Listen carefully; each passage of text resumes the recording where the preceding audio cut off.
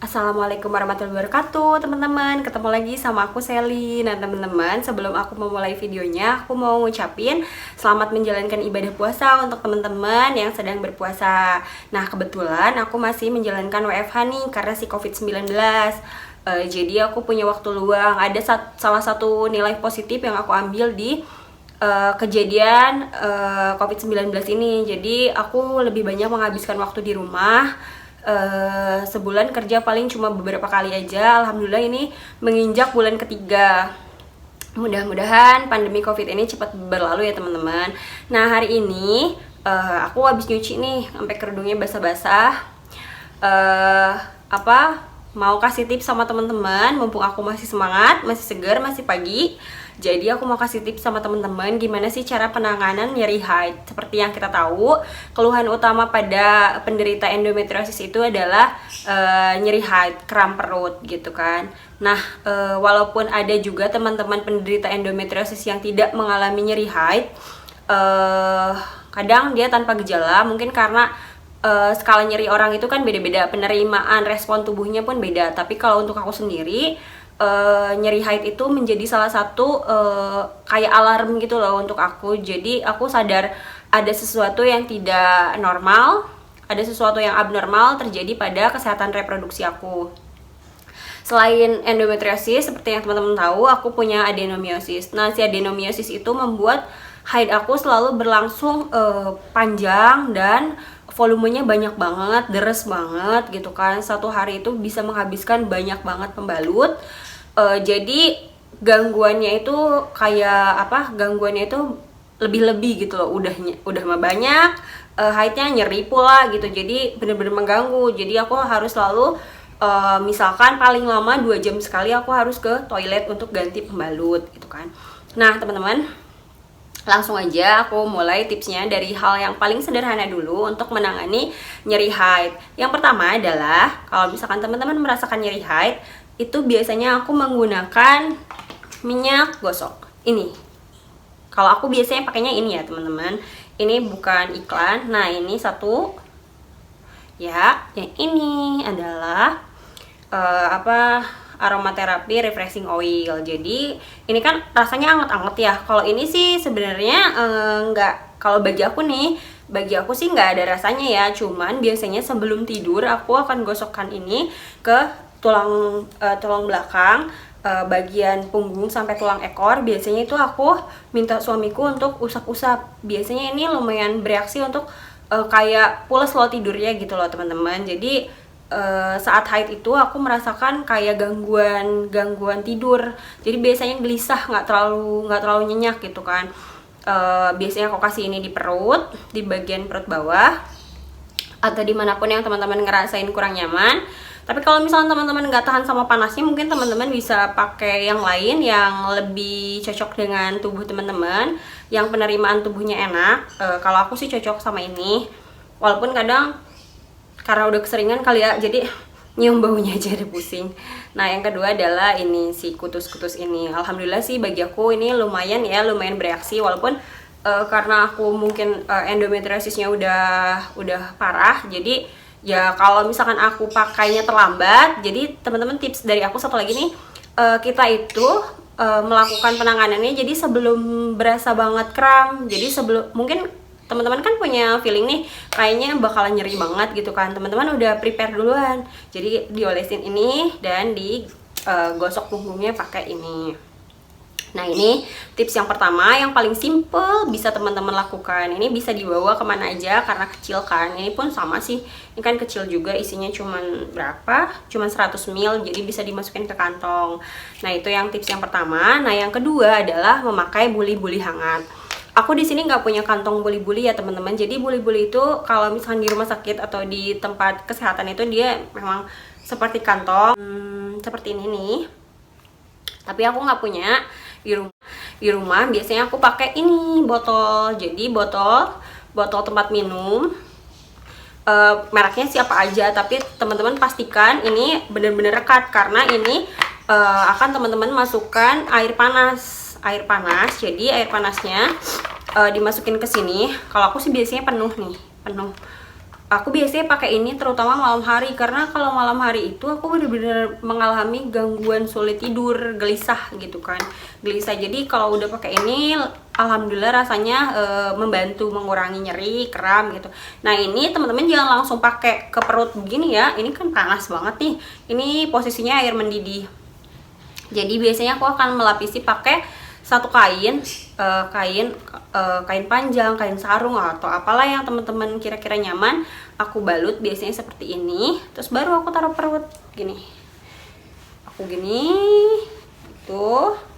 Nah posisinya tuh kayak gini, gini. Nah ya biasanya kayak gitu. Tapi ini dilapisinnya yang bener ya, dan jangan sampai ini kebuka. Ini harus benar-benar rapat gini. Nah ini. Itu enak banget kalau bagi aku ya, di perut bawah ya teman-teman. Ini tuh bener-bener berkhasiat sih kalau bagi aku. Terus aja sampai teman-teman merasa lebih baik keadaannya, nggak terlalu kram. Kalau misalkan panas banget ya teman-teman bisa melapisinya sesuai kekuatan teman-teman ya. Tapi awas bocor. Nah selain pakai botol ini, botol seperti ini, teman-teman juga bisa pakai botol bekas sirup. Bekas sirup biasanya dia jauh lebih panas sih kalau menurut aku, karena mungkin beling ya, terus takutnya karena dia kaca kan, takutnya sih pecah aja, takutnya lagi dipakai gini kan, taunya tiba-tiba pecah gitu. Tapi aku juga pernah sih pakai itu. Kalau teman-teman punya kantong buli-buli mungkin lebih baik, tapi sebenarnya sih kalau misalkan kalau bagi aku nih ini aja udah cukup kok. Tuh yang kedua ya teman-teman, yang sederhana ya, penanganan sederhana dari aku untuk menangani nyeri haid. Nah yang ketiga, kalau misalkan dua macam hal ini yang sederhana ini udah nggak mempan nih sama teman-teman, kalau aku nih biasanya dua-duanya aku lakuin. Kalau misalkan ini udah nggak mempan, teman-teman bisa menggunakan obat oral atau obat minum. Jadi obat minumnya mungkin teman-teman bisa konsultasikan dengan dokternya teman-teman, atau dokter umum pun boleh, terserah teman-temannya gimana. Nah biasanya yang biasa aku pakai nih dulu ini tuh, nah ini adalah mafenamat asid, atau aku biasanya sih bilangnya asmef ya, asam mafenamat. Nah yang kedua adalah ini adalah ini teman-teman, nah tuh parastamol. Kalau misalkan pakai ini, jadi si asmef ini atau asam mafenamat ini, kalau aku karena berpikir nyeri haidnya ini panjang, walau alam sampai kapan, jadi aku jarang sih pakai ini teman-teman, karena lambung aku sensitif. Jadi biasanya maaf. Jadi kalau misalkan ini tuh, kalau bagi aku reaksinya mual. Udah memang kalau haid aku sering mual ditambah dengan penggunaan ini, jadi ini biasanya sering banget mual.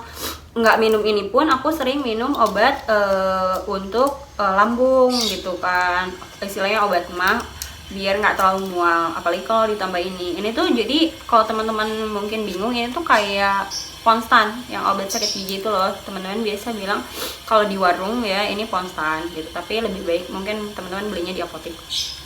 Nah kalau aku lebih suka dia ini kan analgetik. Kalau ini analgetik dan antipiretik. Ini adalah, mungkin teman-teman taunya ini adalah obat penurun panas si paracetamol ini, tapi manfaat lainnya adalah dia bisa mengurangi nyeri gitu. Jadi aku lebih suka si paracetamol ini karena dia benar-benar simple, sederhana, tidak membuat lambung aku nyeri. Bagus deh kalau menurut aku ini. Aku lebih suka yang ini karena ini efek obatnya nggak terlalu berat gitu kan, nggak terlalu berat. Jadi si paracetamol ini biasanya selalu ada di kantong aku. Paracetamol bener-bener udah menjadi sahabat aku, jadi aku punya stok paracetamol banyak gitu kan. Nah selanjutnya, kalau misalkan hal-hal yang sederhana ini udah juga nggak berhasil, teman-teman sudah mencoba pakai obat gosok, teman-teman udah pakai buli-buli air panas, buli-buli air hangat, dan teman-teman udah minum obat atau pemakaian obat oral tapi juga tetap nggak berhasil, nah teman-teman mungkin bisa ikutin cara aku yang paling terakhir, walaupun nggak semua orang berani melakukannya. Jadi apa ya, kayak perlu mungkin perlu keberanian kali ya gitu kan. Biasanya yang terakhir itu adalah aku menggunakan obat suppositoria. Jadi dia obatnya aku kebetulan hari ini lagi nggak ada, obat aku habis karena kemarin aku haid, aku pakai. Biasanya aku itu haid yang nyeri bangetnya itu 2 hari, jadi haid aku tuh panjang, bisa sampai 9 hari. Nah 9 hari itu 9 hari nih teman-teman, 3 hari di depan itu biasanya aku tuh cuma flek aja. Nah yang 2 hari ini tuh deres banget, deres. Nah ini yang deres biasa lah gitu, masih biasa. Nah 2 hari ini juga ngeflek lagi. Jadi biasanya aku menghitungnya itu dari haid yang deresnya aja. Jadi yang ini ngeflek tuh nggak aku hitung biasanya kalau untuk kontrol ke rumah sakit ya. Jadi kalau kontrol ke rumah sakit itu kan dokter akan nanya, ibu akan kasih tahu, ibu nanti datang lagi haid hari kedua. Jadi teman-teman nggak usah hitung yang ini, yang ngeflek ini nggak usah dihitung. Jadi dihitungnya dari sini aja, yang deres hari pertama, hari kedua. Nah kalau teman-teman mau kontrol KRS disuruhnya hari kedua, ya udah datangnya berarti di sini, yang flag di sini nggak usah dihitung. Nah kalau untuk penggunaan obat suppositoria ini juga aku biasanya pakainya di sini, di hari kedua, pertama dan kedua yang deresnya banget. Jadi karena dia deres banget, pengeluaran stosel atau darah-darah yang beku-beku itu banyak banget. Sebelum keluar bekuan darah itu biasanya aku merasakan kram perut yang bener-bener kram banget, bener-bener kram. Biasanya aku pakai obat suppositoria itu. Gimana sih cara pemakaian obat suppositoria? Jadi obat sup itu dia dimasukkan ke dalam rektum. Efeknya kalau bagi aku sih cepet banget ya. Kalau obat minum kan reaksinya lumayan ya, kita harus nunggu setengah jam, 1 jam. Kalau misalkan obat sup itu dia cepat, dimasukkan ke rektum langsung, responnya 5 menit udah lumayan berasa ya teman-teman. Cuman ya itu sebagian orang mungkin nggak berani untuk melakukan pemakaian obat suppositoria, dan obatnya kecil. Nanti insya Allah kalau ada contohnya aku bikin videonya. Nah ini dia teman-teman obatnya nih, bentuknya kayak gini, kayak rudal gitu loh teman-teman. Ini udah aku buka ya obatnya, tadi sengaja aku buka dulu tuh, kayak rudal kan ya. Ini yang dimasukkan ke dalam lubang rektum, atau maaf, lubang rektum itu adalah anus. Nah ini dimasukkan secara pelan-pelan, nih aku masukin lagi. Nah teman-teman seperti itu deh pokoknya teman-teman. Nah, mungkin teman-teman harus berani. Nah ini tuh satu butirnya itu 16.500 headnya, tapi kemarin aku kayaknya belinya lebih murah, dibeliin sama suami di tempat kerjanya. Kayaknya semua itu 15.000 aja deh kemarin harganya.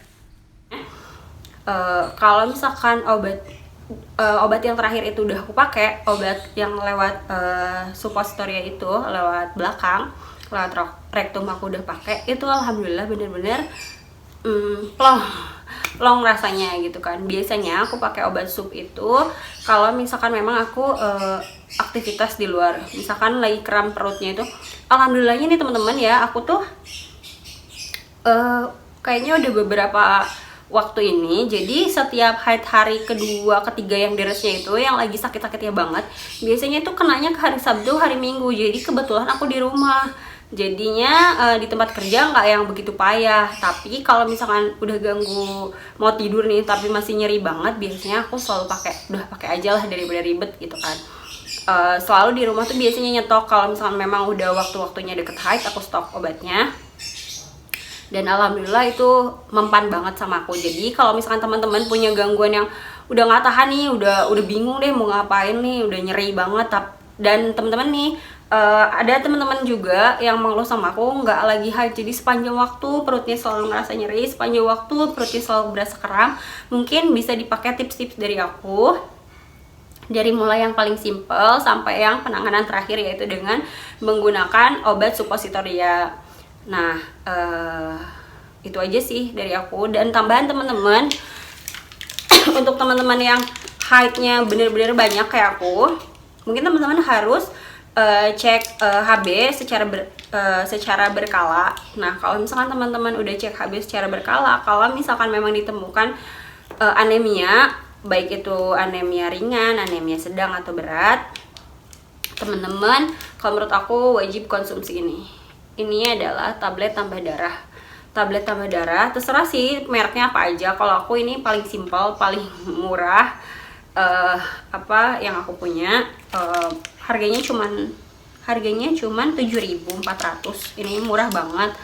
Ya memang rasanya nggak enak, tapi kan buat teman-teman sendiri, biar nggak anemia, gimana caranya? Ya udah minum ini. Biasanya kalau memang HB-nya di bawah 9, biasanya aku minum ini 2 tablet. Tapi kalau misalkan HB-nya di atas 10, aku minum 1 aja. Itu pun kadang bolong-bolong sih, kadang males gitu, karena ini baunya besi banget ya teman-teman. Jadi kalau teman-teman yang nggak tahan ya mungkin bisa cari merek yang lebih bagus. Kalau aku ini memang ngambil di ngeresepin di tempat kerja aku, jadi ya adanya cuman ini, ya udah aku minta ini. Dan semua obat-obatan ini aku minta dari